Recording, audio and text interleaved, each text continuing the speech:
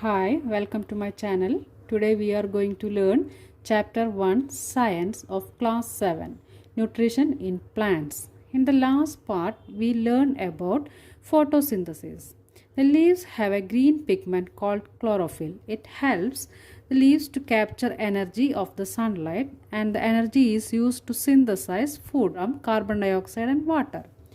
Now, some leaves other than green also have chlorophyll.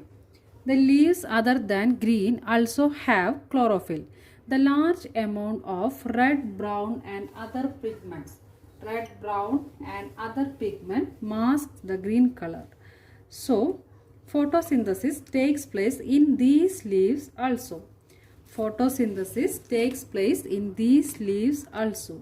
You often see green patches in ponds or stagnant water bodies. These are generally formed by the growth of organisms called algae. You can guess why algae are green in color. They contain chlorophyll which gives them green color. Algae can also prepare their own food by photosynthesis. Synthesis of plant food other than carbohydrates. You have just learned that plants synthesize carbohydrates through the process of photosynthesis. The carbohydrates are made of carbon, hydrogen and oxygen. These are used to synthesize other components of food such as proteins and fats. These carbohydrates are used to synthesize other components of food. Other components of food such as proteins and fats. But proteins are nitrogenous substances which contain nitrogen. From where do the plants obtain nitrogen? Nitrogen is present in abundance in gaseous form in the air. Nitrogen is present in air in abundance. But the plants cannot absorb nitrogen in this form. Plants cannot absorb nitrogen in this form. Then what happens? Soil has certain bacteria that convert gaseous nitrogen into usable form. Some bacteria in the soil convert gaseous nitrogen into usable form and release it into the soil. These are absorbed by the plants along with water. Also, you might have seen farmers adding fertilizers rich in nitrogen to the soil. In this way, plants fulfill their requirements of nitrogen along with the other constituents. Plants can then synthesize proteins and you might have seen farmers adding fertilizers rich in nitrogen to the soil. In this way, plants fulfill their requirements of nitrogen along with other constituents. Other modes of nutrition in plants. There are plants which do not have chlorophyll. There are some plants which do not have chlorophyll for photosynthesis. They cannot synthesize food. Then how do they survive? Like humans and animals, such plants depend on the food produced by other plants. And they use the heterotrophic mode of nutrition. Such plants use the heterotrophic mode of nutrition because they use the food produced by other plants. Have you ever seen a yellow very branch structure twining around the stem and branches of a tree? This is a plant called Cascuta or amarbel. It does not have chlorophyll. Cascuta does not have chlorophyll. So, it cannot synthesize food. And what they do? It takes ready-made food from the plant on which it is climbing. And the plant which climbs is called the host. The plant on which Cascuta climbs is known as host. Since it deprives the host of valuable nutrients, it is known as parasites. Cascuta is also known as parasites because it deprives the host plant of valuable nutrients. Have you seen or heard of plants that can eat animals? There are a few plants which can trap insects and digest them. Such plants may be green or of some other color. plants having a pitcher-like or jet-like structure, which is the modified part of leaf. The apex of the leaves form a lid. The apex of the leaves forms a lid which can open and close the mouth of the pitcher. Inside the pitcher there are hairs which are directed downwards. Inside the pitcher there are hairs which directed downwards. When an insect lands in the pitcher, the lid closes and the trapped insect gets entangled into the hair. The insects get entangled in the hair. The lid closes and the insect is trapped. The insect is digested by the digestive juices secreted in the pitcher and its nutrients are absorbed. When the lid closes, the insect gets trapped. The insect is digested and the nutrients are absorbed. Such plants are known as insectivorous plants.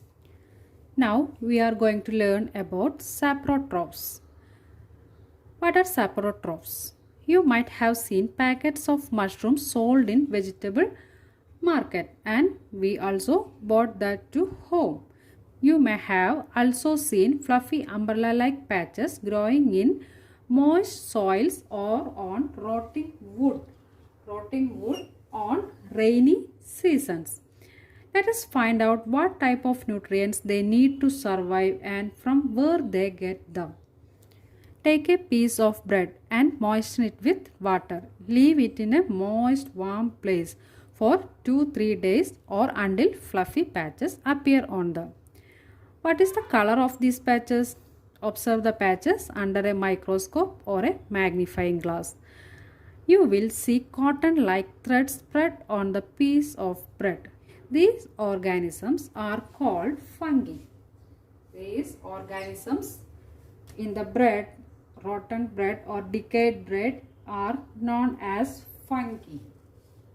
They have a different mode of nutrition. They absorb the nutrients from the bread. This mode of nutrition, in which organisms take in nutrients from dead or decaying matter, is called saprotrophic nutrition. So what is it? The organisms grown on a decaying bread is known as fungi. Fungi have a different mode of nutrition. They absorb the nutrients from the bread. This mode of nutrition, in which organisms take in nutrients from dead and decaying matter, is called saprotrophic nutrition. And such organisms with saprotrophic mode of nutrition is called saprotrophs. Fungi also grow on pickles, leather, clothes and other articles which are left in hot and humid weather for long time. Fungi grow in pickles, leather, clothes and other articles which are left in hot and humid weather for long time. During the rainy season, they spoil many things. It also happens in our own home. How this happens? The fungal spores are generally present in air. It happens because the fungal spores are generally present in air. When they land on wet and warm things, they germinate and grow. Some organisms live together and share both shelter and nutrients.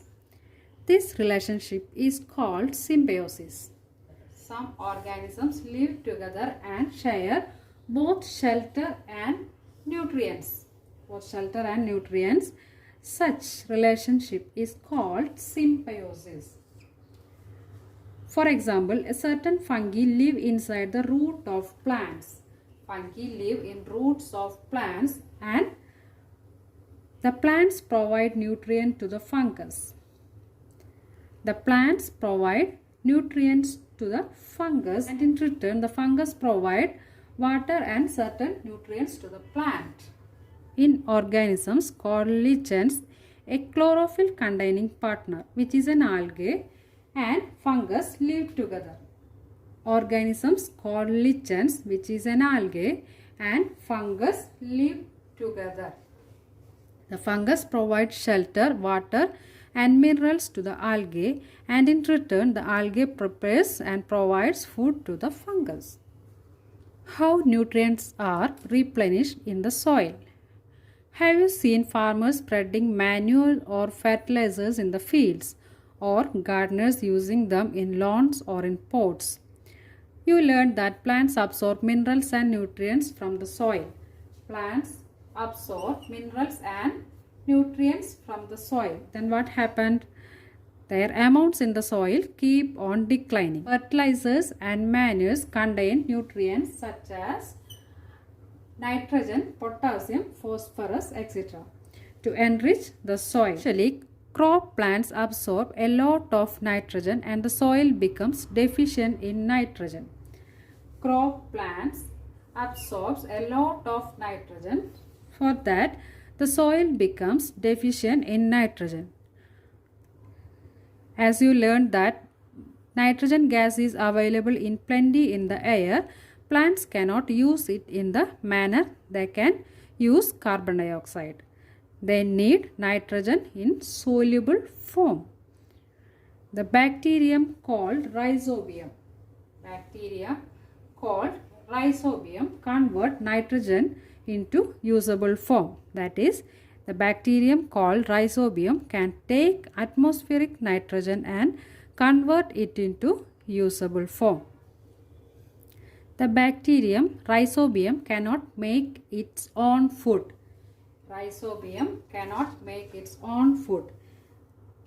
So, it often lives in the roots of gram, peas, moong, beans and other legumes and provides them with nitrogen. So, rhizobium often lives in the roots of gram, peas, moong, beans and other legumes which provide them nitrogen. In return, the plants provide food and shelter to the bacteria. In return, the plant provide food and shelter to the bacteria. They thus have a symbiotic relationship. The rhizobium bacteria and leguminous plants having a symbiotic relationship. This association is of great significance for the farmers. They can reduce the use of nitrogenous fertilizers where leguminous plants are grown. Most of the pulses or dals are obtained from leguminous plants. So, in this chapter, you learned that most of the plants are autotrophs. Most of the plants are autotrophs. Only a few plants are parasitic or saprotrophic. Only a few are parasitic or saprotrophic. They derive nutrition from other organisms. All animals are categorized as heterotrophs. All animals are categorized as heterotrophs as they depend on plants and other animals for food. And this is all about the chapter 1 of nutrition in plants.